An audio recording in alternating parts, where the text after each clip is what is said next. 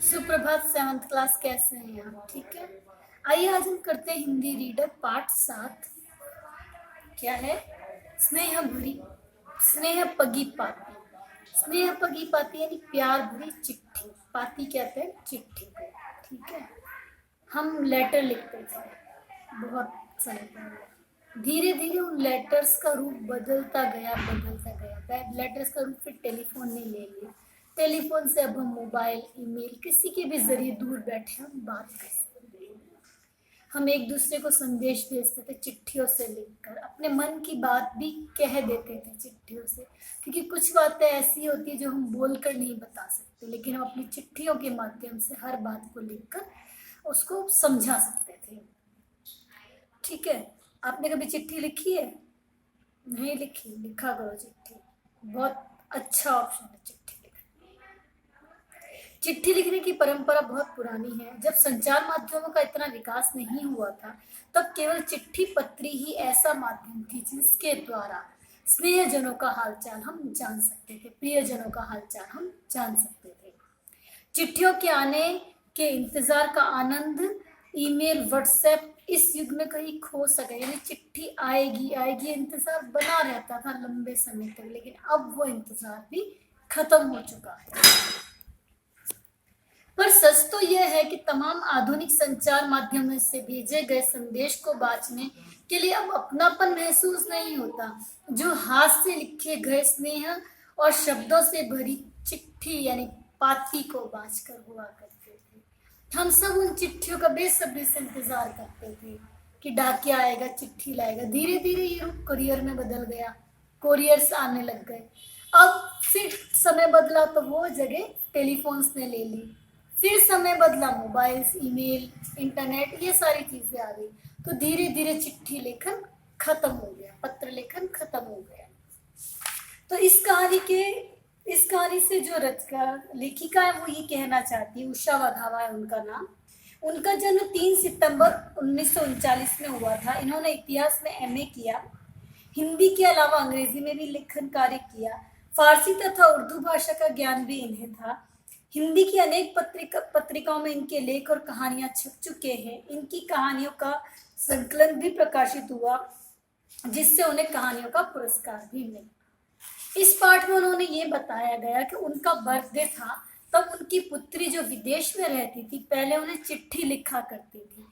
वो चिट्ठी इतनी लंबी हुआ करती थी कि उस चिट्ठी में नीचे उनका नाम लिखने तक भी जगह नहीं थी, ना ऊपर स्पेस रहता था। इतनी लंबी वो चिट्ठी अपनी मदर यानी लेखिका को लिखती थी। उस चिट्ठी पर कई बार चिकने हाथ लगे हुए रहते थे, जो अपनी वो गुड़िया को बहलाने के लिए करती थी, क्योंकि उसे कुछ खिलाती तब वो चिट्ठी लिखने बैठती ना बेटा। अब ये चीज लेखिका को बहुत अच्छी लगती कि उसके अंदर प्यार छुपा हुआ रहता उनकी पुत्री का उनके प्रति। धीरे धीरे क्या, और लेखिका ने ये बताया कि पहले जब वो छोटी थी तब डाकिया का आगमन दिन भर हुआ करता था। दिन में 2 से 3 बार डाकिया यानी पोस्टमैन आता था और चिट्ठी देकर जाता था।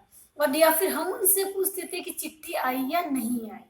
और सबसे ज्यादा प्रतीक्षा रहती थी विवाहित बहन की, यानी जो आपकी मैरिड सिस्टर है, वो लेटर लिख कर बताती थी कि उसके ससुराल में क्या हुआ, कैसे चल रहा है, वो खुश है या नहीं, ये सारी बातें उस चिट्ठी में लिखकर बताती थी। गांव में ये सारा काम डाकिया किया करता था, क्योंकि गांव में तो लोग इतने एजुकेटेड नहीं थे कि वो पढ़ लिख कर अपना सारा काम कर ले। तो डाकिया चिट्ठी को पढ़ते भी थे और कई बार उनका जवाब भी लिख कर देते थे। और अगर माँ अनएजुकेटेड होती थी, वो अपने बच्चों से वो लेटर बार बार पढ़वाती थी। ठीक है। फिर कभी लेखिका ने ये बताया कि किसी पत्र के ऊपर केसर छिड़का हुआ आया तो ऐसा लगता था जैसे बेटा हुआ है, किसी को पुत्र प्राप्ति हुई है। अगर पत्र का कोना फटा हुआ आता था तो ऐसा लगता था किसी की मृत्यु का समाचार है। छात्रावास से कोई पत्र आता है तो ऐसा लगता था जैसे बच्चे को पैसों की जरूरत आन पड़ी है। और यदि छात्रावास में रहकर पढ़ने वाले बेटे का पत्र आता था तो ऐसा लगता था जैसे उससे पैसों की जरूरत आन पड़ी, क्योंकि विद्यार्थी जीवन में समय कम मिलता था।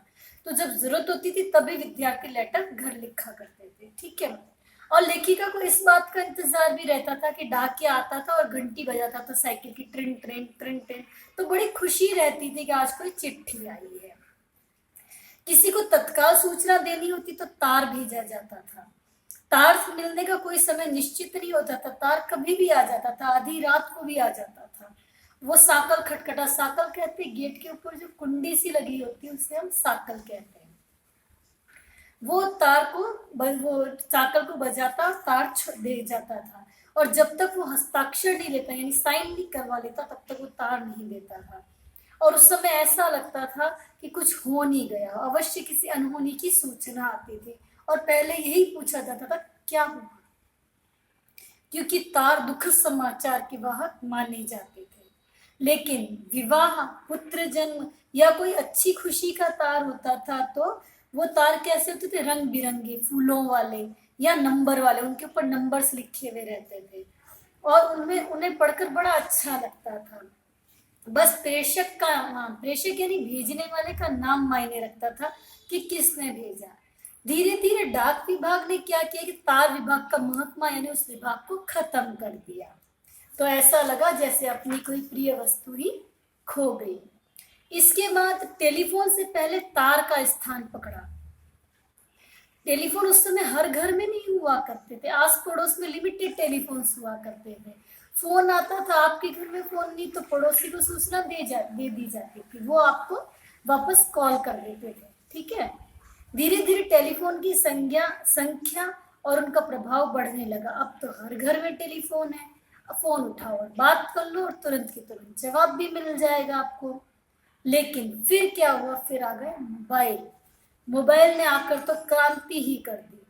विश्व में किसी भी कोने में रहने में जितने भी स्वजन जुड़े हैं वो सब 24 घंटे फोन के साथ आपके साथ होते हैं। बात तो हो जाती है पर तसल्ली जो पत्र पढ़कर होती थी वो नहीं हो पाती। विदेश में बसे बेटे का फोन आता है, माँ कैसी हो, सब ठीक है बेटा और तुम, बस इतनी ही कुशल क्षेम पूछी जाती थी या कोई खास खबरों का आदान प्रदान। लेकिन टेलीफोन रखने के बाद या मोबाइल रखने के बाद याद आता था, अरे ये तो मैं पूछना ही भूल गई, ये तो बात बतानी ही रह गई। फिर फोन आता तो इसका इंतजार बना हुआ रहता था। ऐसे करके आज की आधुनिक पीढ़ी भाग दौड़ की जिंदगी में पत्र का कोई स्थान नहीं रह गया। तार अथवा तार वाले देखे ही नहीं कभी ऐसे बच्चों ने। एक दो पीढ़ी वाले बात के बच्चे डाकिया डाक लाया गीत सुनकर माता पिता से ये पूछेंगे कि माँ डाकिया कौन होता है। सच है, प्रगति जब तेज रफ्तार से आगे बढ़ती है तो बहुत कुछ किनारों पर छोड़कर चली जाती है। ऐसे ही किसी किनारे पर छूट गई है इस बार स्नेह पकी पाती। ठीक है, आज हमने ये पाठ पढ़ा, मुझे उम्मीद है आपको ये पाठ समझ आ गया होगा। बहुत अच्छा लेसन है बेटा, इसको पढ़कर देखिए। ठीक है, आइए अब हम इसका अभ्यास करते हैं। प्रश्न 1, लेखिका के बचपन में दिन भर का अहम हिस्सा क्या था, डाकिये का आना।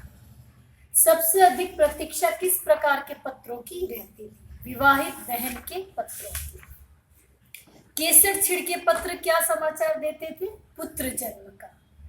मुबारकी तारकों की क्या विशेषता थी, उनके नंबर्स अलग अलग होते थे।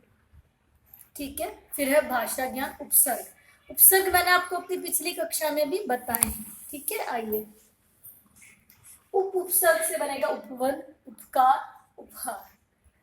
वि उपसर्ग से बनेगा विभाग, विजय, विदेश। प्र उपसर्ग से बनेगा प्रयोग, प्रयत्न, प्रगति, प्रलोभन। स्व, स्वतंत्र, स्वल्प, स्वीकार, स्वजन। ठीक है, उसके बाद आपका क्वेश्चन है तत्सम देशज और विदेशी शब्दों को अलग अलग करना है। तत्सम शब्द प्रिय, पत्र और शुद्धा, ये तत्सम शब्द है क्योंकि शुद्धा का मतलब भूख, पत्र यानी पत्र, लेटर, प्रिय यानी बहुत ज्यादा प्रिय। विदेशी शब्द प्रिंट, स्क्रीन और शुद्धा, डाक। देशज शब्द साकल, मुंडेर और मुस्तैदी। देशज शब्द हमारी बोलचाल की भाषा में प्रयोग किए जाए। ठीक है, पत्र के योग से बनने वाले 10 शब्द क्या है, समाचार पत्र, निमंत्रण पत्र, प्रार्थना पत्र, आकस्मिक पत्र, ये सारे शब्द बने। ठीक है, उसके बाद नए शब्द का प्रयोग करके आपको 5 वाक्य बनाने हैं। लास्ट क्वेश्चन है आपको निपात भरने। निपात क्या होते हैं बेटा? निपात वो शब्द होते हैं जो वाक्य की पूर्ति के लिए प्रयोग में लाए जाते हैं, जैसे ही, भी, तक, तो, मात्र, केवल। इनका रूप नहीं बदलता, ये जैसे हम संस्कृत में अव्यय करते हैं वैसे हिंदी में हम निपात करते हैं। ठीक है, कितना कुछ तो रह गया मन के भीतर, यहाँ पे तो निपात है। तार अथवा तार वाले देखे भी नहीं उन्होंने, किनारे पर छूट गई स्नेह बगी पाती भी, मेरे पास केवल एक पेन, अब तक सो रहे हो, तुम तो कल आने वाले थे।